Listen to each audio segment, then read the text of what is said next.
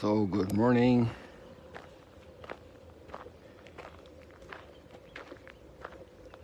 A new week is underway. For some people, it's the second day of the week.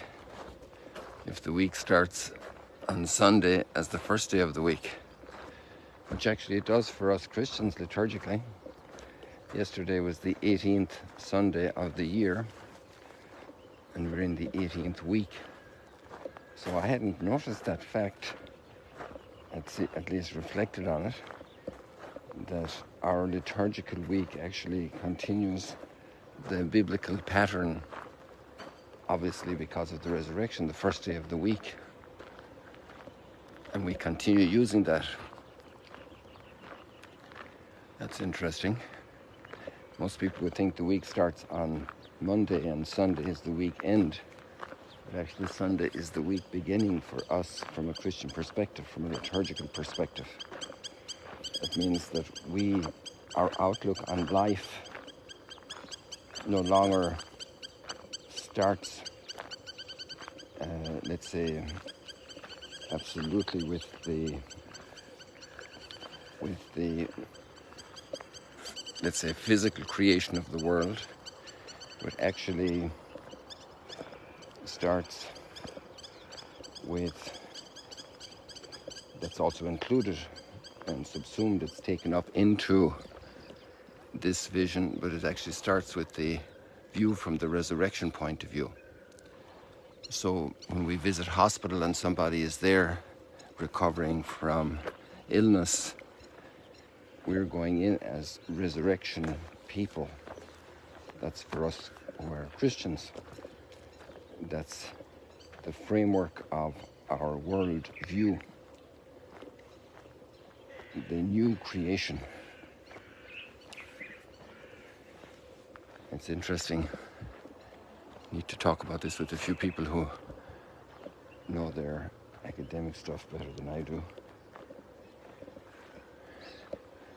These reeds are coming back again. They're all growing straight up to heaven. We have an interesting story today about a false prophet. And many times there are false prophets. It's a human phenomenon, presenting a scenario that actually doesn't correspond to the truth of the events and the prognosis, what's going to happen. And that's a very intense conversation today involving Jeremiah. And it's a concrete moment in the history of the people, a moment also of great tension and difficulty. And you have false prophets. And it must be tough enough to face reality. It is tough enough to face reality, as cruel as sometimes it strikes us. But if there are false prophets on top of that, then that makes the situation actually worse, because it raises false hopes that are surely going to be dashed.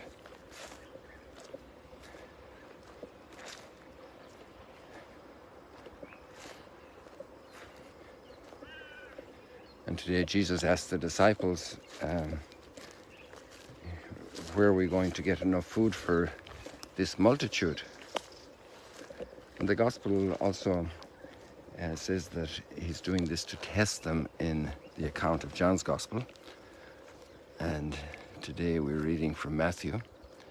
And so it's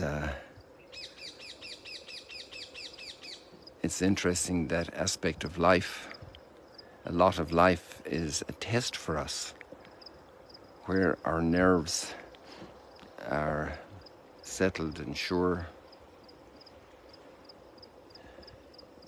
Our view of reality and what it's based. And even though they offer just A handful, Jesus said, well, have the crowd sit down, have them recline. We had this gospel in John's gospel a week ago on Sunday, a Sunday week. Now we have it again today. The same basic story. It's in all the gospels. So obviously it was a very strong part of the narrative all over the church, this miracle. There are quite a few features in this account that are striking for us. I love the way the light's coming down there right now. Just zoom in a little for you. It's amazing from behind the darkness, so much light's coming down. But there's a reason for that, obviously.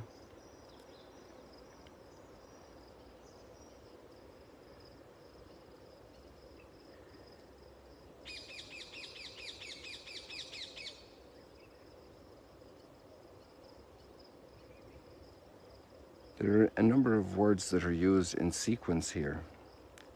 Taking the 5 loaves and the 2 fish, looking up to heaven, he said the blessing, he broke the loaves and gave them to the disciples. All of those words are retained for us in the Eucharistic prayer in every Mass. So we have a daily remembrance of those for those who go to daily Mass, a weekly remembrance of those for the Sunday Mass goers. So it's interesting that these words are exactly so repeated. And maybe before going to that part, what's interesting is to think about the attitude of the heart and the soul that had this custom, which was thoroughly Jewish practice. I'm not familiar if it is also in other communities, but this was the way the Jewish people still, pious Jewish people still have their meals. To Seder, for example, at the Shabbat, and the father takes the bread, and the first thing is to give a blessing. Blessed are you, Lord, God of all creation. Through your goodness we have this bread to offer. This is the way we say it in our prayer. Basically that reflects the same substance the Jewish person will say in the family. To start at every meal giving praise, even if the meal is scanty, even if there are sufferings, to be able to give blessing, like Job. Job is a great case, a great example of speaking blessing from the heart, always.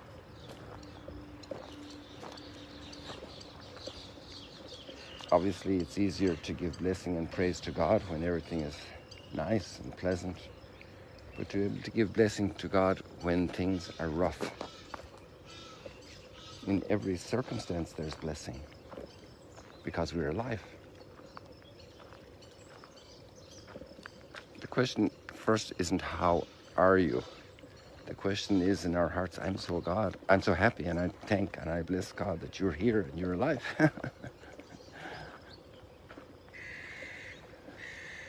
And many people, when they hear the news, the sad news of, let's say, even somebody so close like a parent passing, the thought of gratitude and giving thanks for a life lived is also present.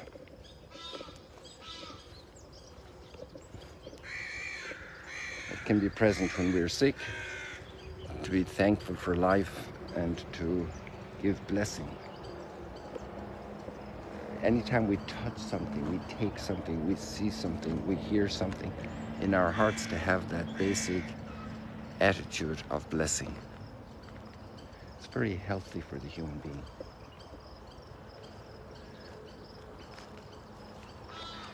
You have a new car, new house, blessing. To give thanks, graduation, have a blessing. A new day, utter a blessing.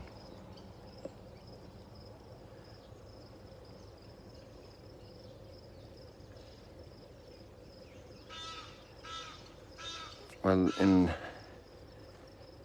a little over an hour, we're going to be headed over there where those sunrays are coming down to visit the site of Bethsaida with the theology students from Rome and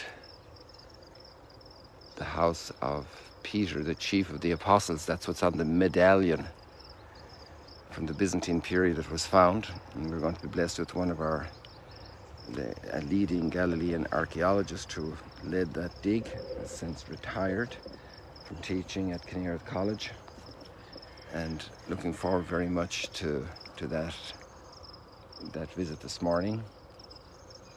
I think they were doing some excavations the last few weeks, so looking forward to see if there's anything new, what's the latest. And I want to sign off now because the morning is very tight for me. So I wish you many blessings today, and that today be a day when you give thanks and blessing, whatever circumstances you're in. Practice that. It's a great way to live. It's a great way to be. A great way to relate to reality, and to others, and especially to the giver of all the gifts. God bless you. See you later, alligators. The clouds are my hat this morning.